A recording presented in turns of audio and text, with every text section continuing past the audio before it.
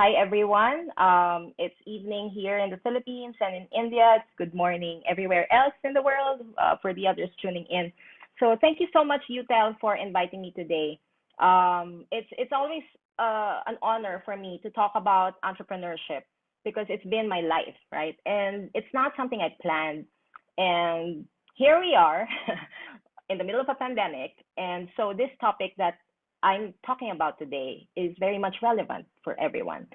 So, just in case you are still a student or you're thinking of switching careers, or maybe you feel that I'm not so sure if entrepreneurship is for me, I want to get more experience in a corporate setting, this webinar for you tonight, I'm sure you're going to get at least one or two or three or five lessons that you can apply at work or perhaps in the planning for your career in the future.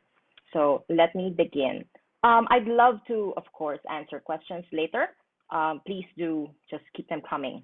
So to introduce my career and to introduce myself, Elias already gave a very comprehensive overview. I simply call it my 20,000 hours because it's 20,000 hours that, thank you for raising your hand. I will address all questions later after. My 20,000 hours have been the same work. So it's consistent work on the same field, but from a very specific field of study, which for me is product marketing. I became a specialist that eventually became a generalist when I moved into research, market research, primarily qualitative. So from very specific consumer goods products like ketchup, ice cream, I went into pretty much all categories of food, of consumer products for home and personal care, and then eventually went into research for services. So as a generalist, I was able to absorb pretty much different types of processes from different companies, how the same principles of marketing, of research, pretty much how to build a business, how to build a product across different categories. So I hope to be able to give justice and answer any question that you may have for me later. So eventually, I woke up one day realizing that I'm not just meant for a corporate life, right? So there's no shame. There's nothing wrong if you want to be an employee for life. It's just that there are certain number of people in the world who simply just wake up one day and feel that there must be something else out there for me. So it took a while for me to have that eureka moment. And here we are, 16 years later, my company still exists in the middle of a pandemic. So I founded SatisFIND, a customer experience measurement agency in the Philippines in 2005. I was 27 years old.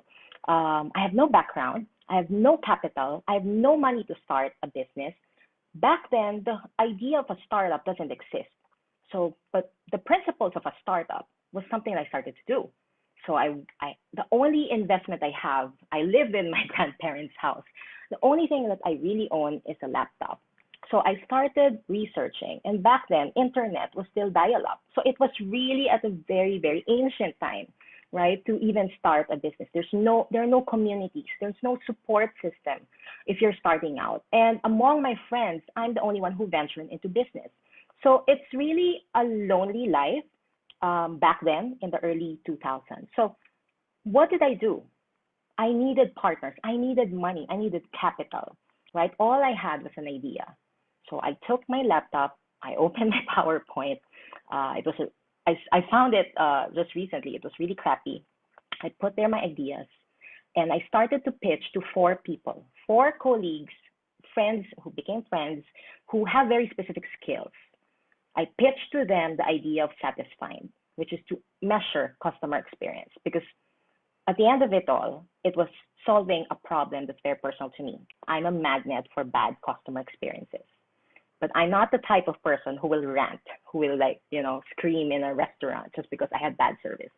I'm the type who would find the email address of the president of the company, write a long, lengthy email, not just say what happened, but also give a suggestion, give a solution, a long-term solution to their problem.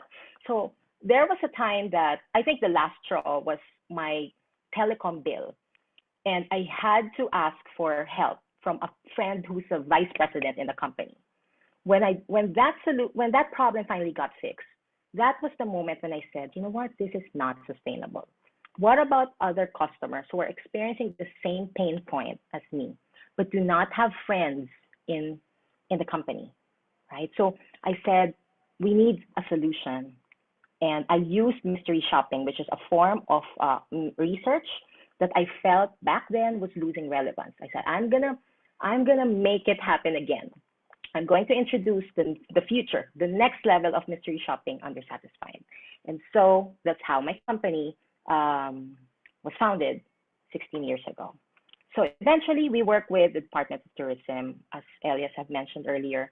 And here we are. I found myself in India in 2018 because we want to scale.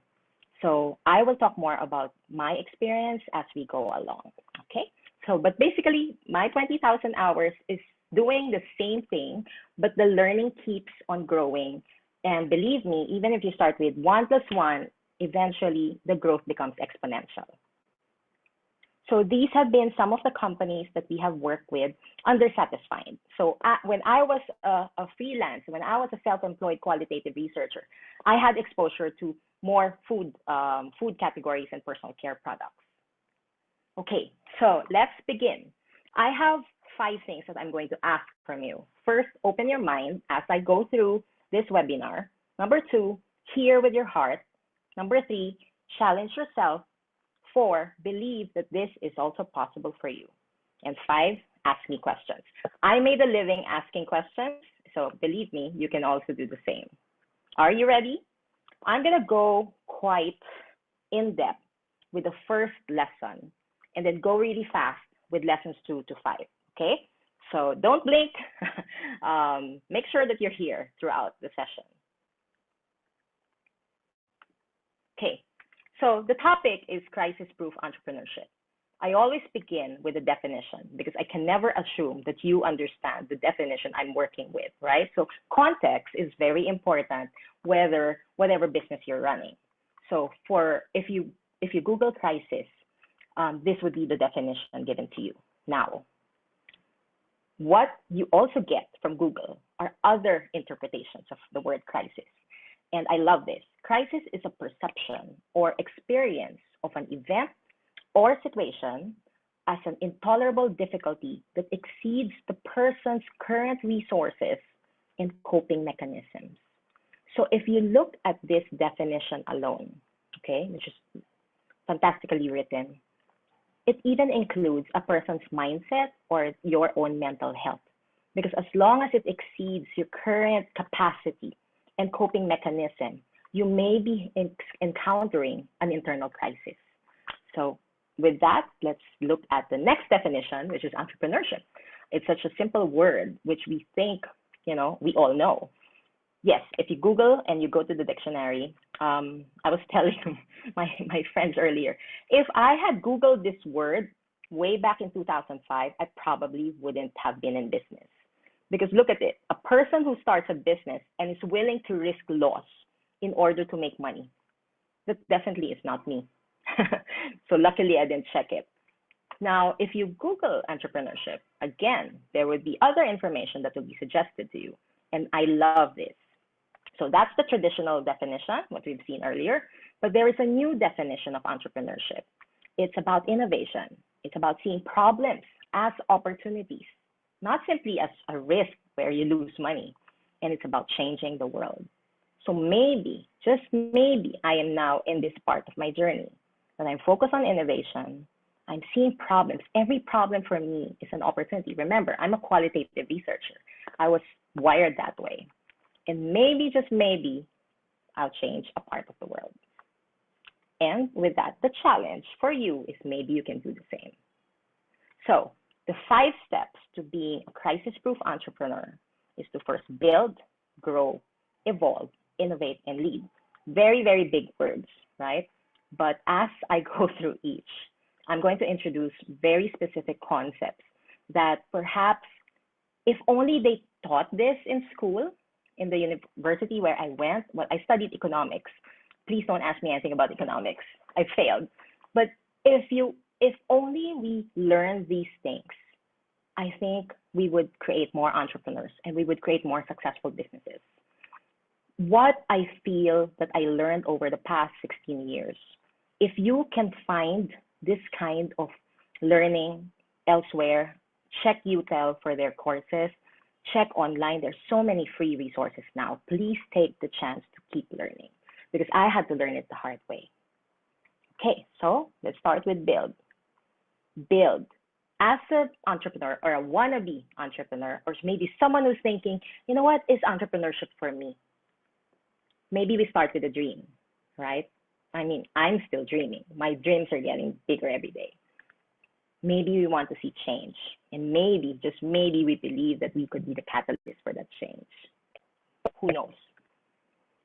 We look at very successful founders or entrepreneurs and we start to think that maybe they're born that way. Maybe it's just instinct for them. What appears to us as instinct for success, to find out the next big thing, to be ahead of the curve, is actually about insight. Whoever gets a clear read on the insight of what's happening around you, about the market, is the person or the business that wins.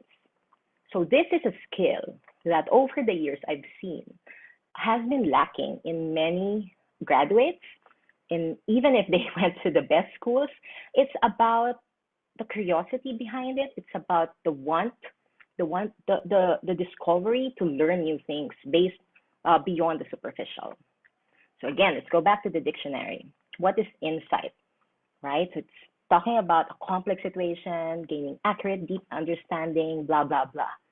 Now, what is really consumer inciting in the setting of markets and products and businesses? It's a skill that the best brand managers and market researchers in the world have mastered over the years. I don't know why it's a big secret, but it seems like this skill was just nurtured in the field of study of brand and marketing and research. But I believe that entrepreneurs need it more because it lessens the risk, it lessens the probability of failure. Now, I have my own definition of inciting. For me, inciting is where intelligent thinking and empathy come together to see, study, and act on market opportunities and unmet customer needs. Okay? So, how do you get started? The left side are the definition given by the dictionary on what inciting is. On the right side is your guide on what you need to have first in you so that you can practice inciting work. So again, whether you're an entrepreneur, whether you're a student, or maybe you're working for someone else or a big company or a small company, you need inciting in your work to be successful. So for me, you first need to have the humility and commit to integrity. You have to have continuous curiosity for things and always apply whatever skills you already have, always apply it with empathy. It's important to stay logical because that gives way towards critical thinking. And I've seen people who unfortunately do not have this skill, but I feel it can be learned only if you practice empathy and curiosity. So when you are logical about looking at the situation, maybe there's a business case, maybe there's a problem out there that you want to investigate, always be unbiased. It's so easy for us to be emotionally involved. But if you stay unbiased, you allow your brain to stay logical and not be emotional about the situation. And last is because inciting requires you to understand complex situations, maybe a lot of data, or maybe things that don't seem to connect. But with patience, you will start to see patterns, habits, similarities, and all of a sudden, you will start to see the story unfold before your eyes. So what do you need to start with that? You have to say no to any shortcuts. There is work at hand. There is work that needs to be done to be successful. So no to shortcuts and no to compromises. So if you think about it, our life and our customer habits, you and I, we are sources and outcomes of other people's insights. Billion-dollar companies continue to thrive because of our changing habits, because of what we decide to do, what we decide to buy, and what we keep buying every day. So So we are actually data points for many companies out there. So I'm not going to, okay, don't be scared with this slide. But this is just to show you that with brand management, when it comes to all these big brands, products that we consume every day, there is so much science and there's so much art behind it. So this is a typical template, which we call a brand positioning template. Now, right there in the middle, you can see it. It's the core insight.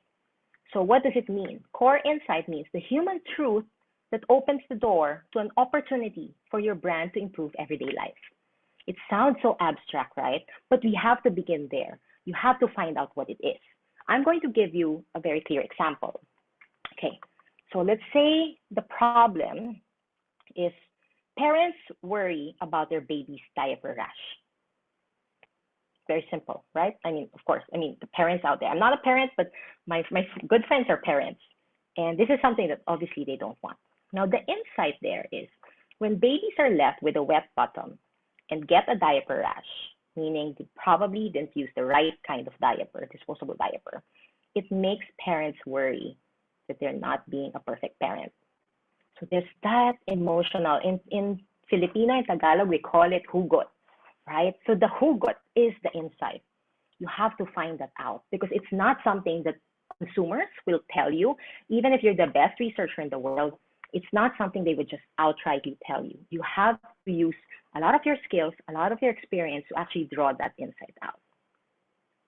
Now, here's another template that is widely used by many marketing people. It's called the brand key. So again, right there in the middle, right, is the brand key part, where it means that it's the element of all you know about the target consumer and their needs in this competitive environment upon which the brand is founded. So these would be latent needs. What do you mean by latent? These are underlying needs that has not yet surfaced. You need to unearth them. You need to discover them. What are the motives behind people purchasing something? So a very good proponent of the brand key, a big example, you can Google it, is Unilever, all the Unilever brands. So Dove, this is something you can Google also. Dove's discriminator, and you're familiar with it, I'm sure. Dove is different. Dove is not a soap. It won't dry my skin like soap can because it contains 1/4 moisturizing cream, right? It's like this is the line of Dove that seems to be like ingrained already in your brain because it keeps getting repeated over the years in their advertising. Now, the insight where that's coming from is that although soap cleans, it leaves the skin feeling dry and tight. So it's not really the best for the skin. So because of that, they were disrupting the benefit of soap. And by being bold and being discriminating in the market, they say we are not a soap. So this is just an example of why insight is very important because it's at the heart of every brand that you and I buy. So to summarize, what is it? What is insight and what is it not? Okay, so this is now a good check for us whenever we use the word inciting or we use the word insight in our everyday language. So we generate or get insights from data or a source of learning, be it a research, a published report, books, a conference like this, a webinar, or a podcast, right? So you say this podcast episode was so insightful. Listening to Elias was so insightful. I had an insightful conversation with Rodrigo. What is it not? We don't collect insights. It's data that we collect. We don't ask for insights. We ask insightful questions to get insightful answers. We don't analyze insights. What we do is we get insights because we analyze data. Okay, so try to have a check on your language whenever you use this word because it's really thrown all over the place. And then it just reflects the understanding of the person and what inciting is. Okay, so just in your head, or maybe you can share in the chat, what do you think is the right process whenever you want to tackle a problem that's out there in the market, whenever you feel like, there's a business case here, I could probably start a business around this problem, right? Just make a guess, A, B, C, D, E, or F. Yes, you guessed it, there's a trick. This is a trick question, okay?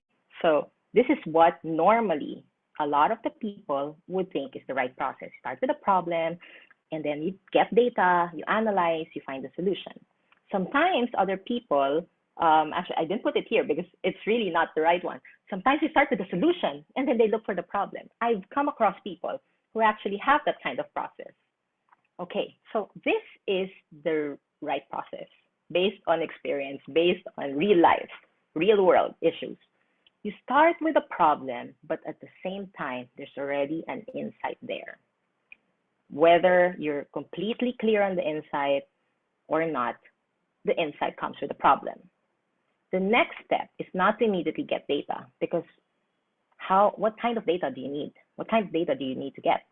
You need to start going and writing a hypothesis. Okay, big word, right? Like, oh my God, yeah, I learned this in high school. How do I do it again? Don't worry. From hypothesis, you go now get your data. You analyze that data. You get insights. And then now you build the solution.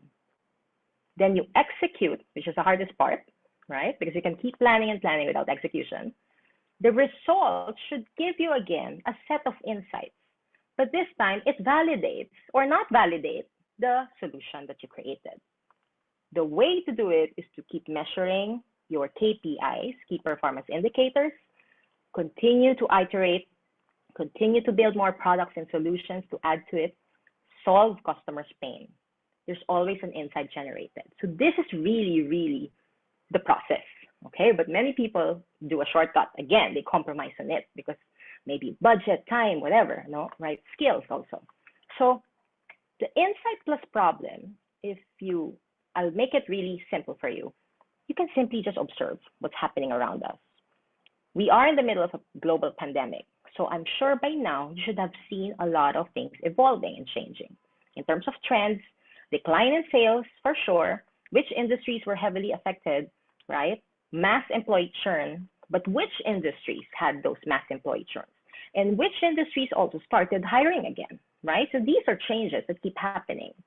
What are the new competitor entries in the market? What are new industries, new categories that got built because of the opportunities from the pandemic?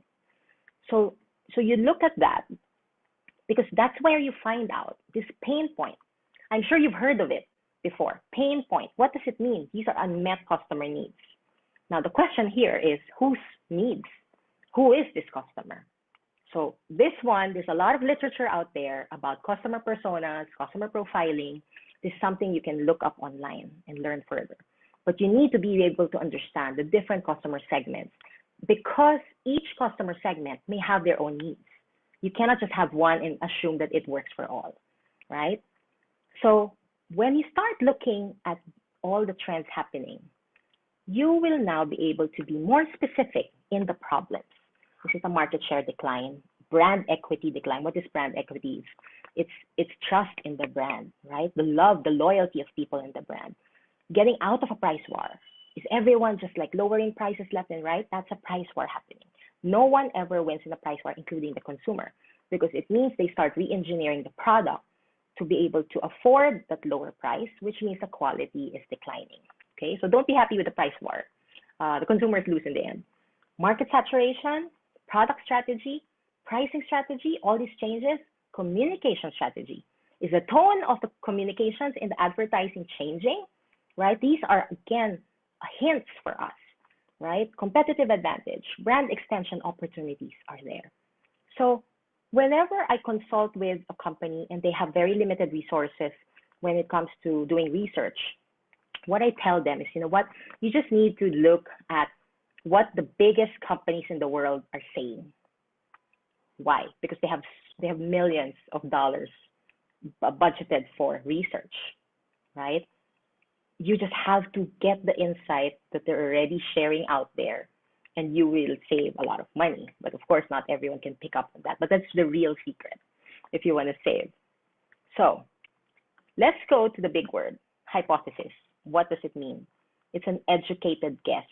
It's an unproven theory. Okay, so again, a hypothesis is an unproven theory. It's a prediction of future outcomes. You need to validate the hypothesis. You cannot just end with a hypothesis and build a solution around it. That's the biggest way and the fastest way to fail. Okay, what is data? Data is a set of information. It can be qualitative, can be quantitative. These are variables, facts, statistics that you can find out there. I will explain this more in detail so that you learn something new today that maybe you can share with a colleague or a friend tomorrow, something that you learned from Michelle. Okay. Now, when you have this, another big word that you must be hearing around, especially if you're in a startup ecosystem, value proposition. Eventually, you want to validate the value proposition coming now from the hypothesis. And that is because you have analyzed the data that you have at hand to come up with a value proposition. The value proposition now is actually the insight, because that will fuel you to build the product. Okay, so you kind of like see it coming together. Okay. Now, what are key performance indicators? If you're working for a big company, this would be something you would be hearing almost every day. KPIs. These are targets that measure progress and success against objectives. Okay. So, okay, I'm gonna go a bit slow here so that you understand how to write a hypothesis. Okay, so there are only 3 steps. Okay, think of it as it's really easy. First, you check all the information that you have. Okay. Second, you look for possible causes. And third, you identify the gaps where you need more information, right? So it's important for us to be able to articulate that and write it down, because you cannot have a hypothesis in your head. How will you be able to communicate that to your team, to your co-founders, business partners, or even a client, right? So you need to be able to write a clear, focused, and specific hypothesis. It has to be testable, and it has to be stated as a problem with a proposed solution and the outcome of that solution. Okay, so very clear. I'm breaking it down for you. Of course, if you Google that, what is hypothesis? How do I write it? It's going to be more complicated. So my role here is to make it very simple for you. Okay, so even my example, I made it very relatable. So let's say we're all familiar with soaps, right? So beauty bar soap. This would be Dove, Lux, what else? Not Safeguard, not Lifebuoy. Okay, so brand X sells a beauty soap. This would be like for moisturizing skin, maybe your acne, maybe your whitening. But since April of 2020, because of the pandemic, it has seen a decline in sales volume by 15% and a 25% decline in sales value. Okay, so I'm just making it dramatic so that you as a business, it means something, all right? Hi, Tita, can you just put in the chat your question later? Primarily sold in key supermarkets around the country and key cities. Okay, so what are the observations? What are the possible causes of this decline? Of course, there's a pandemic, but the pandemic increased the demand for germicidal soaps, which would be your Safeguard, this would be your Lifebuoy, those that have germ-killing properties, and communicate it clearly. Second, competitor brand Y started a buy two, take two promotion. Again, competitor brand Y is a beauty soap, right? Competitor Z, which is another beauty soap, had a 10% price off. Competitor Q, another brand, a beauty soap, launched a new variant that is a beauty soap with germ-killing technology. This has never been done before. But currently, it's only sold online. You will not see it in the supermarkets. Okay, so what does this mean, right? What is it that we don't know? The gap that we need more information on. Which brand did they convert to? Because the thing is, people are still using soap, right? Especially with the communication on hand hygiene. So the question is, if brand X was losing market share, losing sales, where did it go? That's the big question. Okay, so if you think about it, there has been, for item number 1, because of the pandemic, that is clearly an indication of a consumer habit shift, right? Second, for bullets 2 and 3, what does this tell us? All beauty soaps have been affected. It's not just brand X, right? And the last bullet, there is a new value proposition that we haven't seen yet, that only competitor Q was fast enough to identify by introducing a new variant of their soap. Okay, so I hope you're following me so far. Okay, so now we're going to write it down, okay? So for students out there, I'm sure this is something that's going to be simple for you. The key to writing a good hypothesis is it has to be very simple in jargon. Actually, there shouldn't be any jargon.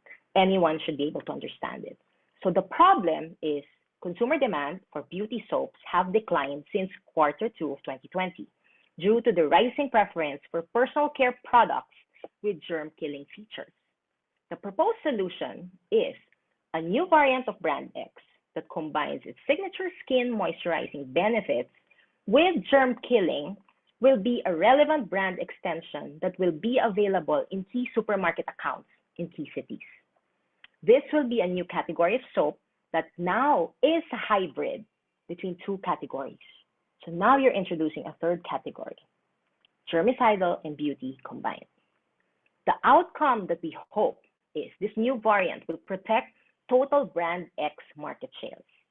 Because if you're losing them because of the beauty soap, you can switch them to this new variant and expand the brand equity, encouraging trial and conversion from other beauty soap brands. So you're not only protecting your own brand equity, but you may also get conversions from other beauty brands to your hybrid. So this is something that we do in research when we help out consumer goods companies. But believe me, this is something that anyone should be able to have the skill to understand and eventually write. Okay, so I'm going to just give you information about different types of research because one day you might have a need for it. Okay, so there is desk research, which is done by every student, right? Back then, we used to go to the library. There are published reports. There are free reports. There are paid reports. If you're resourceful enough, you'll find a lot of information that you need without actually purchasing them. If you work for a big company and you really need it, you will invest in these reports for sure. Interviews are qualitative in nature. Customer interviews, you must be hearing a lot of it. It's super, super important. Okay, I do a lot of customer interviews until now. We call this backyard surveys. It's in-house surveys because it's more quantitative in nature, but basically you're DIYing it. You do it yourself. You don't outsource it to a research agency. Now, the more serious stuff where you really cannot DIY it is it's customized research that is quantitative in nature. You're tracking it now over a period of time. You know, this voice of customer, customer satisfaction, mystery shopping, which we specialize in, and brand health studies. The right side, these are things that you really need to work with an expert on. Okay, so there are two types of research, qualitative and quantitative. Basically, the left side is where we get in-depth insights. The right side with the numbers is validating those insights with now percentages. So I was surprised actually that some entrepreneurs have a misconception to go quantitative first and then reverse it, right? They do quantitative first and they do qualitative. No, that's just a waste of investment, waste of time and money. You always do qualitative first. So what are the two very obvious methodologies here? One-on-one interviews, right? If you want very specific customer journey experiences from a specific profile of customer, and also focus group discussions. When do you do a group discussion? And now we're doing it online, which is actually really, really good because it brings down the cost for the client. When we do a group discussion, what you're looking out there is team dynamics, the group dynamics. So you have to decide whether your objective needs a one-on-one interview, right, more in-depth, or a group dynamic, which is of an FGD.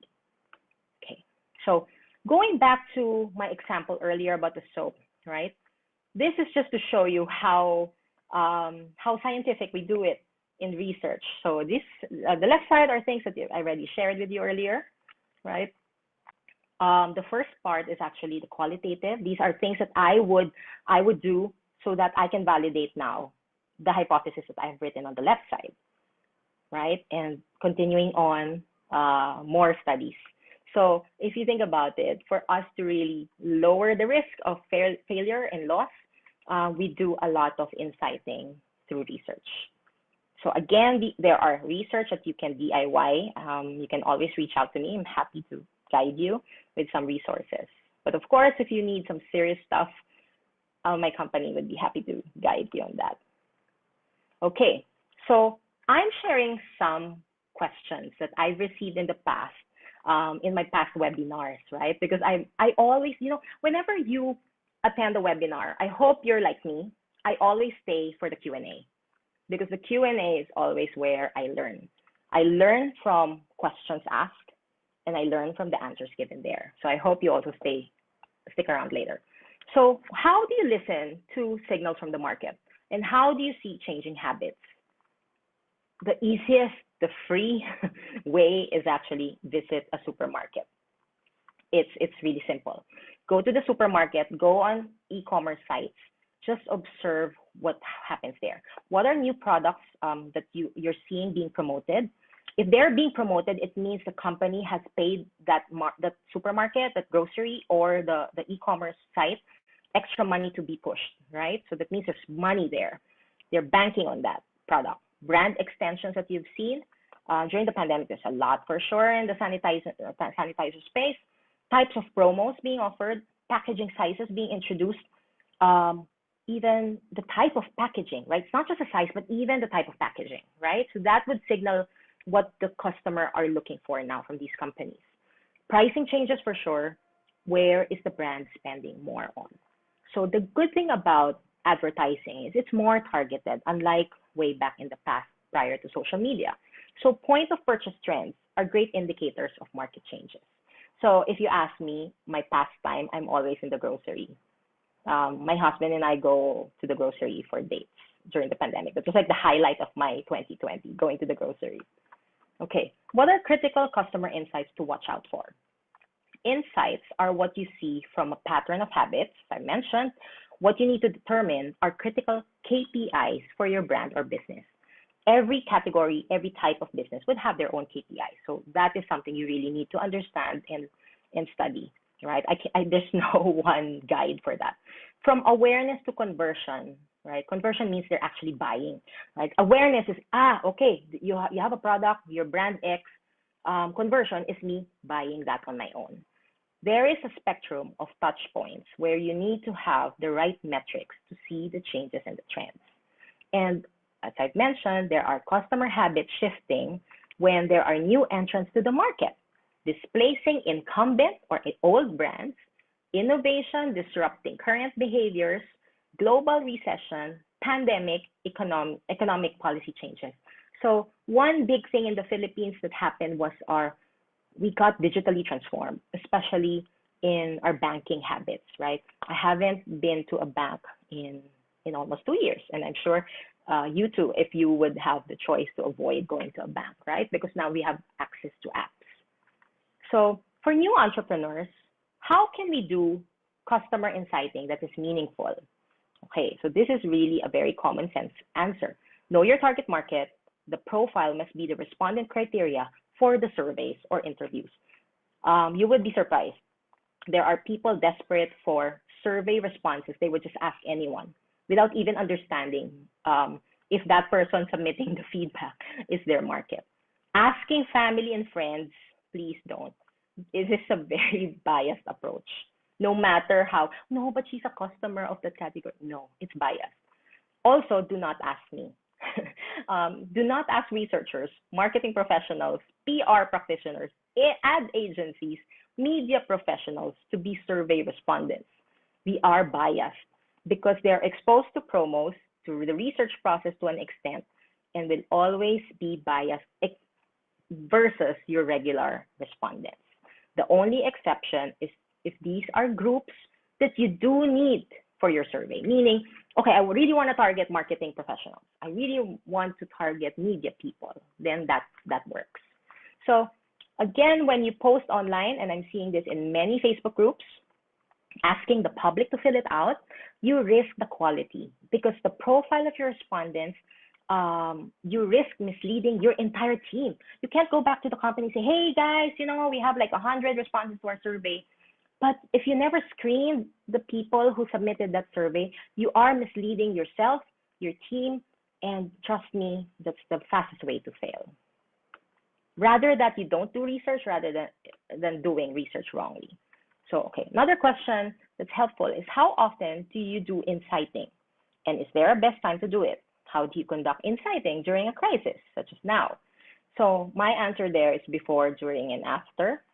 You've seen in the process that I identified earlier, it's a continuing process, right? Because we have to assume that people's habits continue to change over time. And whatever it is that you know now, before the pandemic, trust me, it has changed. You have to do some inciting work. So definitely, the interesting part about the pandemic is everyone, we can say, I don't have a number, but we can safely say that the whole world had a shared experience with this global event. And that, for me as a researcher, is very profound. So what I'm doing is I want to study how this shared experience changed habits of people. It's one stimulus, but what is the effect? What is the impact to different markets? Right? So pretty exciting, right? So maybe it's something you'd want to solve as well with me. Also, I mentioned earlier, cost of research for FGDs, which normally would be higher in the past, because if it's face-to-face, it's cheaper now online there. So if your research agency is charging you more, you have all the right to negotiate. Okay, what real-world examples can I share of customer inciting for service-based businesses? Okay, I'm a big fan of Spotify. I'm sure most of you also. Of course, I started with the free service and eventually I paid for it, right? Because who wants to be bothered with the ads? Now, if I love this podcast called Masters of Scale, I invite you to just listen to it. You're going to learn a lot. Now, Masters of Scale, Reid Hoffman, invited the founder of Spotify, Daniel Ek. And this line, this is exactly a hypothesis, and this is exactly the insight, okay? Yeah, so in a bit, we're going on a break, so just stay with me. I had this idea of a kind of product that I wanted to see in the world. What if? So everything that starts with a what if is a potential hypothesis, okay? What if we can build something that makes it feel like you had all the world's music on your hard drive? That was Spotify's founder's hypothesis. If we can create that feeling, we'll have built something much better than piracy. That's the insight. And what was the outcome? Hardcore music lovers were shocked by how well Spotify predicted their taste. So that became the stickiness for Spotify. Oh my God, right? This is so personalized for me. So I invite you to check that out. Also, they have fantastic customer personas, which you can just study and see how they're doing it. Okay. This one, I'm just telling you, Google it. Airbnb, which is one of the companies I admired, is definitely crisis-proof. If you follow Brian Chesky's journey from 2020 until the present, you would really admire and respect the company more. But this is something they've started doing early on. It's called the Snow White Project. It's how they actually do the customer persona. So something that you also appreciate. And before we take a break, this is an example of an insight that clearly is there staring at you in an advertising in a newspaper. So this is in the Times of India that I've seen before. It's quite bold to actually say, hey, you know what? We're being inclusive now for persons with disability. So this whole right side here, when you see the world through my eyes, that's actually an insight, a consumer insight of a person with disability who would love to shop in a big bazaar store. Okay, so again, these are signals in the market. You don't even have to spend so much if you know how to look and stay curious. So before we take a break, I love this line from Andy Rachleff. He created the term product market fit. If you're a startup founder, you'd be eating up the concept of product market fit. Great ideas find you. You don't find them. It sounds so magical, sounds like a fantasy. But the reason why this is true is because you have done inciting work. So it just feels like magic when actually it's not. Okay, so let's proceed. I'm going to go now really fast, okay? The first part was quite technical because it's a skill that you need to learn. I had a phone-in question from Rosemary. She sent it to me privately. Thank you so much. If you are asking questions in an interview, how can you make sure that you are not biased in the questions that you answer? Okay, so first, professional researchers have been trained to be unbiased, and that is with how we ask the questions. It should not be leading questions. So what's an example of it? I'm gonna say, okay, if I showed you an advertising of Utel earlier, how I would process that in an FGV would be, okay, guys, so what what can you say about what we've just seen? So meaning the question is open-ended, but it doesn't give my bias about it. I cannot say, do you find it interesting? Do you like it? Do you get me? Because the moment I suggest the words interesting, the moment I said the word like, I am putting my bias to it. It's a leading question. Now it forms a thing in your mind that, okay, I'm supposed to like it. Yes, I like it, right? So that's an example of a leading question. I hope that's helpful, Rosemary. Thank you for asking. Okay, what is the second step now? It's grow. Okay, so when we say grow, I'm gonna give you a big word, culture. You can only grow your business when you have your culture in place. So the thing about culture is if the leaders do not drive it, you will still have your own organizational culture, but you'll just wake up one day and it was breathing on its own. You were not part of the process. And this is why there are many organizations in the world that have that has a toxic culture. It's because the leaders did not get to drive them. It's really unfortunate, but it's not yet too late. You can always do something about it. So what are the stages of growing culture? Usually it starts first with a short-term program. So this would be some bright young fellow would probably introduce something great from wherever he or she came from, or maybe they hired a new CEO who wants to change the company. So it's usually time bound. It can be proactive, right? Or it can be reactive. There's already a problem that you're facing. So you really need to do something. Nowadays, it's very common. We get a lot of requests to help companies with their customer centricity or client centricity program, right? They call it a program. That's the key. Okay, so I'll share with you later the difference. It's usually department led. Someone leads it, either marketing, HR, operations. There are changes with leadership that can happen, and there are very specific budgets for a program. We're all familiar with that. Now, the next level of it is to elevate where you are now into having it as a philosophy. Okay, so what does it mean? It means it now drives how we think as a company, as a team, how we speak, how we believe, what we believe to be true. It's aligned with the values of the company. Actually, question if you don't even know the values of your company or startup. That's a big red flag. It's strategic. It's more long term. It's not bound by a year-to-year budget renewal. Now, the whole point of it is to eventually elevate it into having culture, the right culture. It becomes your way of life. It's who we are, right? It's not just, oh, it's just the CEO, it's not just the management team. It's all of us. You're part of it. You embrace it. And eventually, even if everyone leaves the company, it endures time. There's a legacy that was left. So this is really the progression towards creating organizational culture. So what the next question is, what keeps business partners, founders, or a team together which are tested during a crisis? This is often a discussion in the Startup PH Facebook group. And there's only one word. It's values. The values that you share, the values that you keep you in check.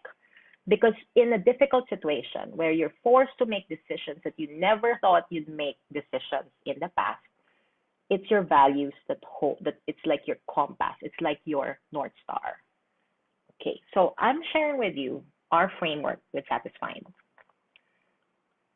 Our business, our whole DNA is founded on trust. Okay, that's what we sell, that's what we breathe, that's what we live, that's what we talk about every day. Now, trust is one of our 6 core values. The other values are openness, humility, fairness, empathy, and excellence. Okay, so, but getting to excellence is not an overnight thing, right? It's not even a year's work. You need to work at it. So, why have we decided on these 6 core values? Because our work is in service. we help other service-based businesses also become excellent. So we have understood that if we live and breathe and walk the talk, it's easier for us to help other companies also be excellent in service. So we begin with values, and the core value that we begin with is trust. Eventually, it branches out to all the other values important to service, important to SatisFIND in our clients. You now have a framework that you start identifying standards for the company, protocols, guidelines, all the things that you find in the manuals that are now based on the ideals of the company. These are your values. This helps us come up with a desired customer experience, right? These are your service standards. These are checklists that every big brand in service would uphold, and they would invest money to train their staff on. So if you have those standards in place, it's still a decision among the employees whether to follow that, whether to execute what they've been trained on. So there is this thing called observed employee behavior, right? And sometimes even your peers, even other co-employees also notice that kind of behavior. Now, this is what we measure at SatisFIND, because for us, it's very key that you reach consistency. So there are companies that are consistently bad. There are companies that are consistently good. There are companies that are highly inconsistent, meaning sometimes they're good, sometimes they're bad. Okay, that is actually what your employee and your customers actually experience. So if you think that your level of satisfaction, your level of delight is very low, it's because you've been highly inconsistent. It's only when you strengthen consistency in your company, in the way you do things, and the way you execute, that you can build a stronger culture. You can work towards customer delight. Remember, customer satisfaction, this is not something that builds loyalty. It's a thing of the past. You have to focus on delight. Only then you can start innovating on top of that. And then maybe, just maybe one day, you'll wake up and you find yourself having an excellent organization. So this is our framework. It's not easy, but there's a way. We found the science behind it. Okay, so for us, for SatisFIND, our success criteria is we'd like to inspire commitment, not only from the team, but also from our clients, employees who we help. It's very important that there's ownership in whatever work that they do, and we help them, we guide them in that. It has to be led by the top. There has to be a call for leadership. So a lot of the biggest area that we've seen is middle management is lacking in empowerment. So if we give them data transparency, it builds accountability. And because that's exactly what we provide, customer feedback, right? So we're able to help them with that. And ultimately, we help our clients earn trust, build trust, sustain trust. So for us, the feedback that we get from mystery shopping, we convert that into upskilling content for all the employees of our clients. So our thrust, that's why I'm a believer of continuous learning, of upskilling. It's part of what we do. No employee must get left behind on upskilling. And excellence has to be recognized across the ranks there. So this is just to show you that there's a scientific way to do it, to build culture and to work towards excellence. Okay, so I told you it's really short, right? So now we move to step 3. Lesson number 3 is evolve. Okay, so it's so easy when you're starting a business to always look at competition. So the question that I have for you is, do you actually focus on competition? The answer is no. You escape it. These are not my words. This is from Peter Thiel, who I suggest you can take a screenshot of this, look it up on YouTube, right? So check it out. This is an amazing lesson that he gave in Stanford on escaping competition. And if you are into a more existential type of learning, I follow Naval Ravikant. So I even bought this book recently, right? So he's on Twitter most of the time. He has podcasts. It's amazing, but it's quite deep, right? So maybe if you're ready for that, you can move on to Naval. So there's a lot of information out there on escaping competition, but that's the mindset. Do not focus on competition. Earlier, I was in a webinar from Freshworks, CEO Girish. So they're an Indian startup, very homegrown. They just recently did their IPO in the US, and like it's crazy because the whole of the Indian startup ecosystem is celebrating it. And even I'm a Filipino, but I have a startup here in India. I feel it's also my success.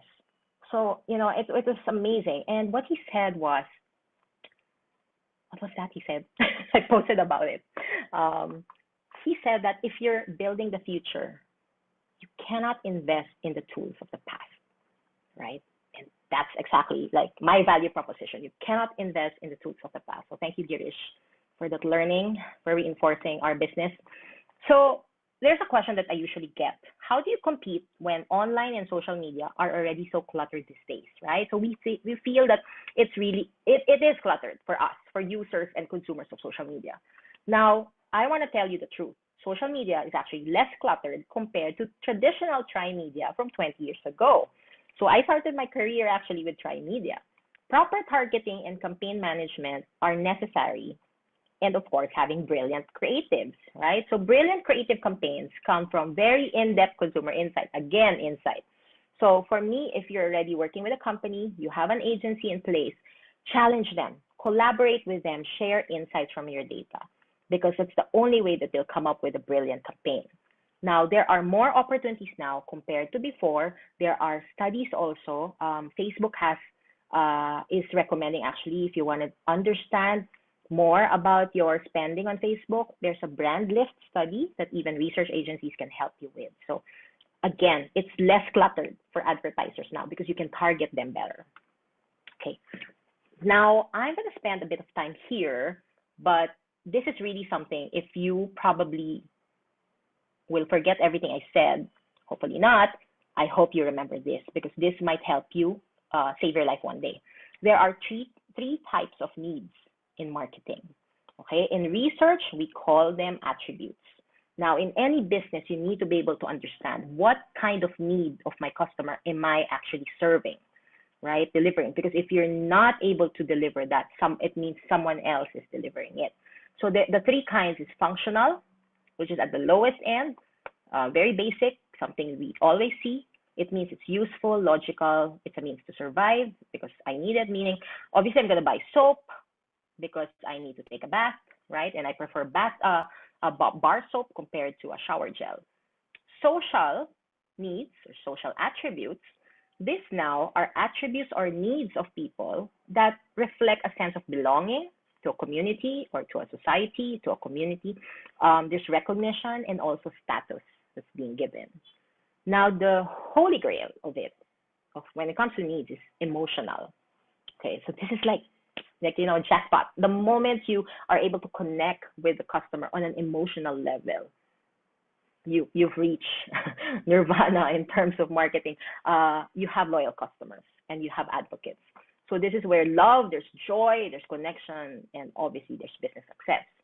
So here's a really clear example. I ask around, what are the brands that you love? Okay, simple question. You can also do this on your own with your friends. So these people that I know gave these answers. The next question is why, right? Why that brand? Why Apple? Why Starbucks? Why Joe Malone? Why Lacoste, Zara, Philippine Airlines? So these were the reasons I gave. Of course, when I glance at it, I'm like, okay, very safe, very safe. Of course, because they're strangers, right? So this was in a webinar I asked them, and these were the responses they gave me. They will not give me they will not expose that side of them that will make them vulnerable to a researcher at that point. But this is really the underlying reasons why people love these brands. I'll give you a moment to read them, right? Why would I buy an Apple? Because for me, it's the best. Because it shows I can afford to buy an Apple. In India, it's ridiculously expensive, right? Really expensive. So I don't buy in India. I'm cool. When I remember my story when I started my business way 16 years ago, and I said the only capital I had was my laptop. It was actually a 30 GB iBook, color white, made of like plastic. It was the coolest thing I owned ever.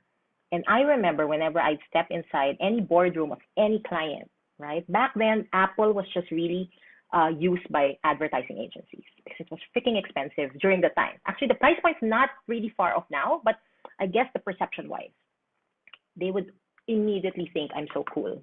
And okay, we have to work with SatisFIND. We have to work with Michelle. She knows the best. She knows what she's saying. So I'm a loyal customer of Apple. So this is exactly what you want to discover. What is the need of my client that they're not saying out loud? They'll never say this, but with inciting, you'll find out. Okay, I hope you learned this. Okay, so the last steps, I'm combining them.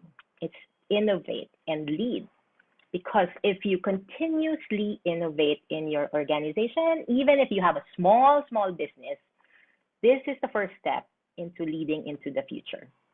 And that's right now where I am at as a founder. I'm not following competition. I'm doing something. I'm not driven to disrupt the industry. For me, that's ego. If you eventually disrupt it, it's an outcome of actually understanding the market ahead of everyone else. So to be crisis proof as an entrepreneur, it requires you to be unstoppable, my favorite word of the day. It requires you to ride the wave. Not everyone survives. Not everyone will make it out there. That's why in a startup ecosystem, 95% is the failure rate. Not everyone can last this long.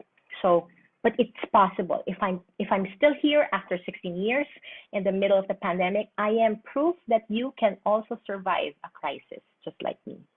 So there are three types of innovation for me as an entrepreneur. Of course, if you Google this, you'll probably get lost in the jargon. There's a lot of things out there. But for me, to simply understand innovation, you can be innovating on your process. You can be innovating on your product, right? And you are innovating on business model.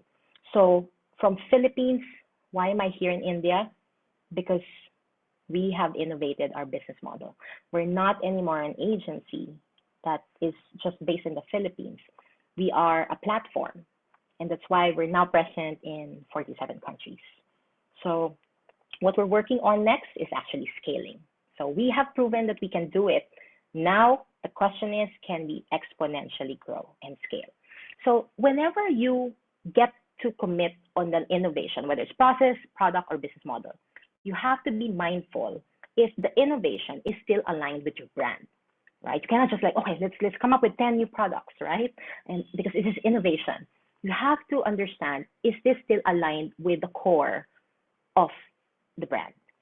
Because sometimes it would mean that you need to have a new brand out there or have a sub-brand under the mother brand, right? And this goes back again to positioning. Remember those two templates I've shown you earlier? That's positioning.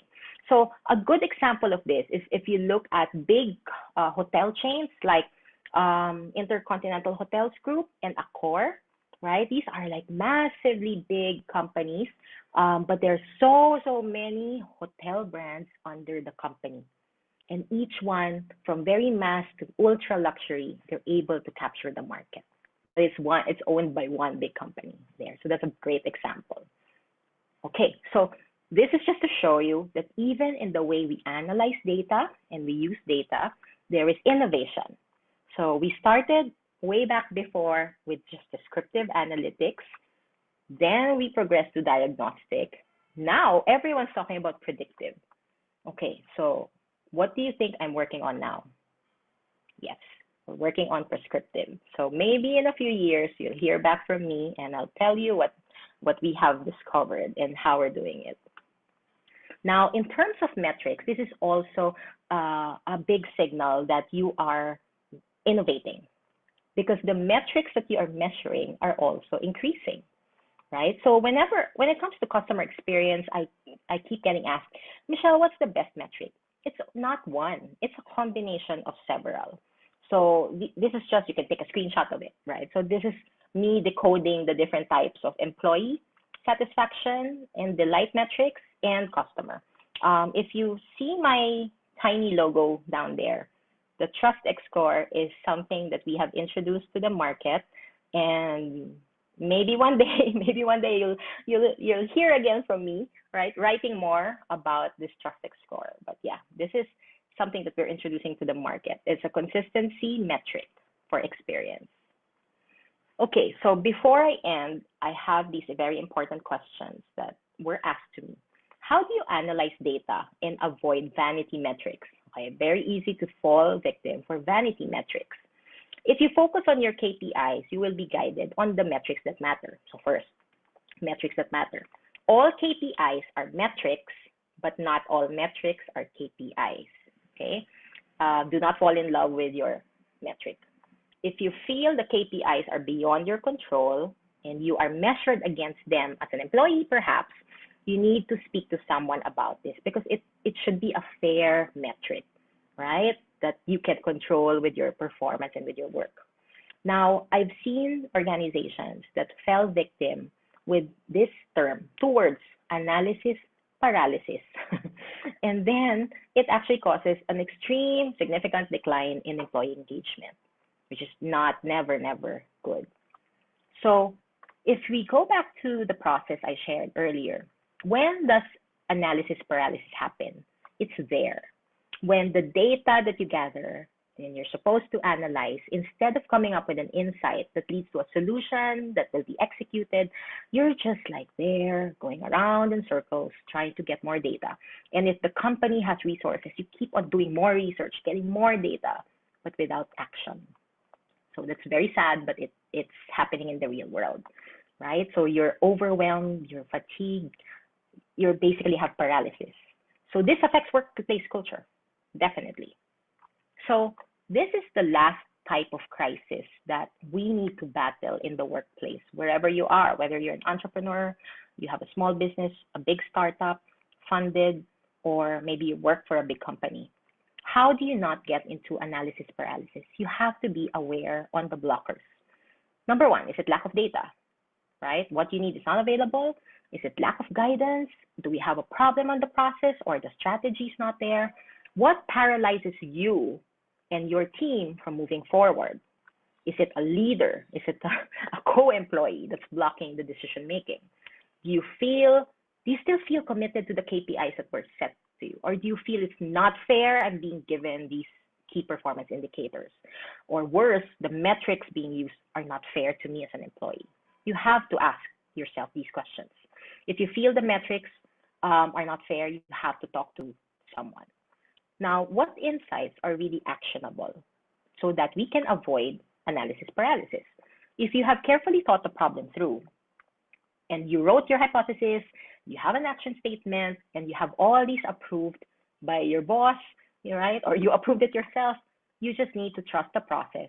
And basically, to be crisis proof, you need to avoid the fear of making the decision. So I'd like to invite you to check on YouTube. This is, I think, a 90-minute film called The New Hustle. It's available on YouTube. I watched it there. It's about 3 of Australia's fastest growing startups, including Canva. So you'd love their story. So for me, this is the fastest way to learn, and it's entertaining. You get to relate with them. So I suggest it's the best use of your 90 minutes. I subscribe to Shane Parrish's weekly brain newsletter, and they always share this insight and tiny thought. And I felt that this is relevant to our topic today. Sometimes magic is just someone spending more time on something than anyone else might reasonably expect. So maybe my 20,000 hours, maybe my 16 years in doing the same kind of work looks like magic to others, but actually it's just hard work. It's just putting in the hours. I love this tiny thought. Ideas are cheap. I'm sure this is not the first time you're hearing this. Execution is expensive.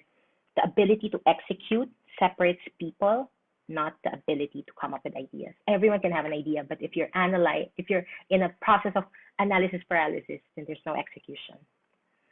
This is a lovely quote from Paul Graham, founder of Y Combinator, one of the more respected personalities in the startup world. One of the biggest things holding people back from doing great work is the fear of making something lame. And this is the fear and this fear is not an irrational one. Many great projects go through a stage early on where they don't seem very impressive, even to their creators. Oh, yeah, believe me, I'm so embarrassed with my previous work.